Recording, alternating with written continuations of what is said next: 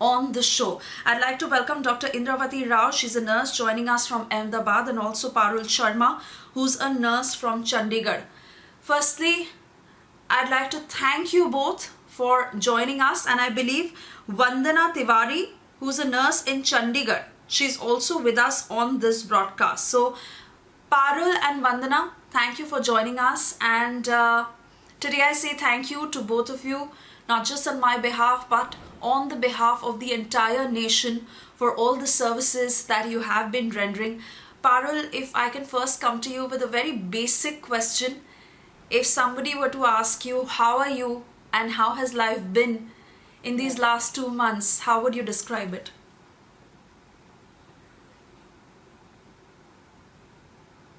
First of all, I would like to wish all the nurses all over the world a very happy Nurses Day from everyone here in PGI. And yes, this corona pandemic has really hit us hard, and it's been very difficult for us for the past 2 years, for this past 2 months, sorry.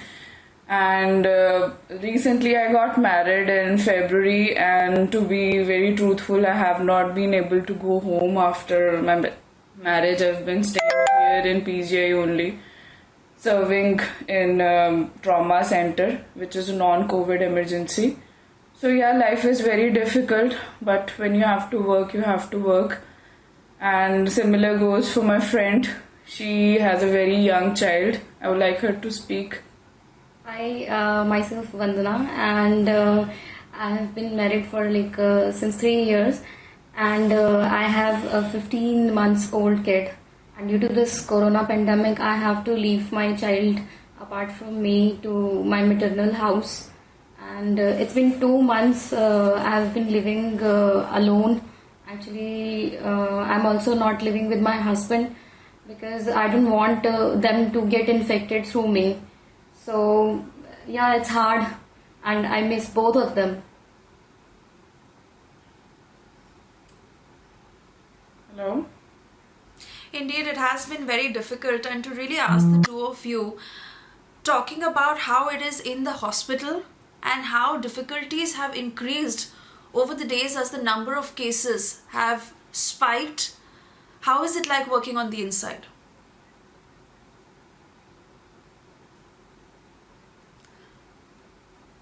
Alright, I believe we've lost that link with Parul Sharma and Vandana Tiwari. They will be joining us very shortly. But viewers, this is a special broadcast as we want to say thank you to all the health workers and nurses across the globe in our country who have been working tirelessly day and night, away from their families, away from their homes, only because they are serving the nation in these trying times. It has been very challenging, especially for health workers, because let's understand that there is no vaccine for coronavirus yet. There is no treatment to this, and it is really their tireless efforts that have helped, and not just for patients to stay positive, but also how so many in the country, more than 20,000 who have recovered. I believe we've been able to re-establish that link both with Parul and Vandana.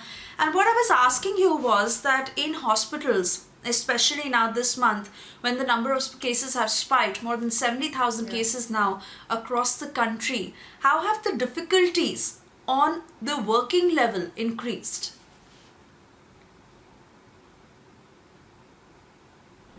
I'm really sorry, I could not hear your question, ma'am. Can you repeat it, please? Alright, if you can hear me now, Hello? Parul and Vandana, on the outside, we want to understand that when you work in those hospitals and the number of cases that have been increasing by the day, how have your level of difficulties also gone up when you talk at the work level?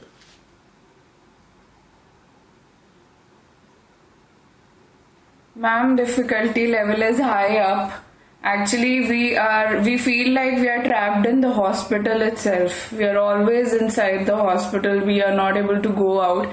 Even buying grocery was very difficult earlier. Now we have this curfew was relaxed a bit. Now we can go out and get our stuff. But yes, staying away from the family, staying away from the kids, and when you're newly married, you have a very small kid, it's very difficult. And you always the thing is that you cannot rule out the possibility of a person having being a COVID suspect. Actually, you treat all the patients as COVID suspect, so you have to take personal measures to protect yourself all the time. And wearing all the equipment is very difficult in this very hot weather in India right now, you know that. So yeah, it's very difficult. And also we are very vulnerable at times, very vulnerable. Even if the patient is not COVID positive, still we are very vulnerable because every patient is being treated here as suspected. Yeah.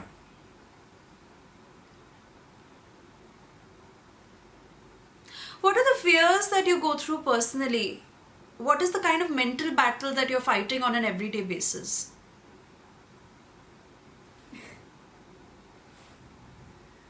I think after going from work, when you get a message that yes, one of the patients you actually treated or you actually looked after in your shift is now suspected.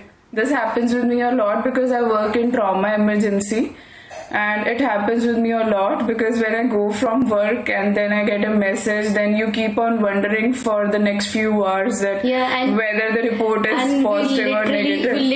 We pray for the patient's positive to patient's report to be like negative. We always pray like patient's report should be negative, and we always get a feedback for this that patient was suspected, whether he is positive or negative, or what is the status of the patient's report. Yeah. We have to get back to the reports also because we are afraid of our lives also. But the fact is, yes, we have to serve.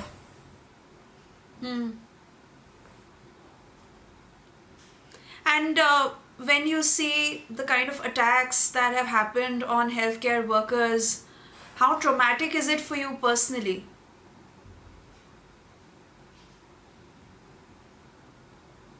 I'm sorry, ma'am, I did not hear your question. I'm saying that we've also seen several incidents of ostracization and attacks that some health workers have gone through because of the kind of fears that people have in their minds. But personally, yes. How traumatic is that for you when you see a health worker undergoing ostracization or an attack?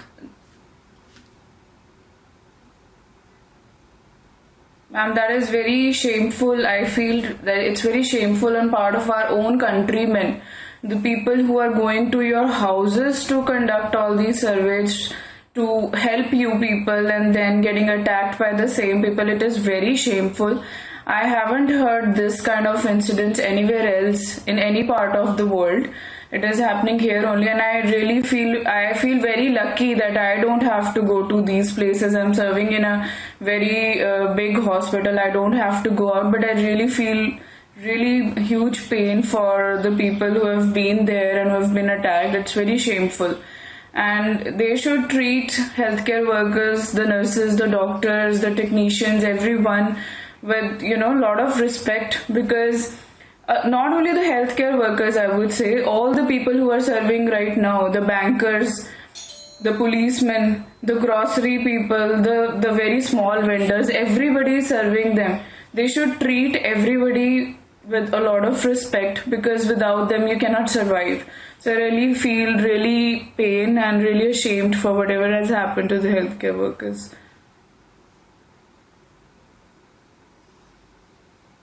Alright, on that note, Parul and Vandana, many thanks for joining us this morning. Once again, we thank you all for the kind of services that you have been rendering to the nation and how you've really stood by all of us during these tough times. We really value it and respect the kind of work that all of you are putting in. Thank you once again for joining us.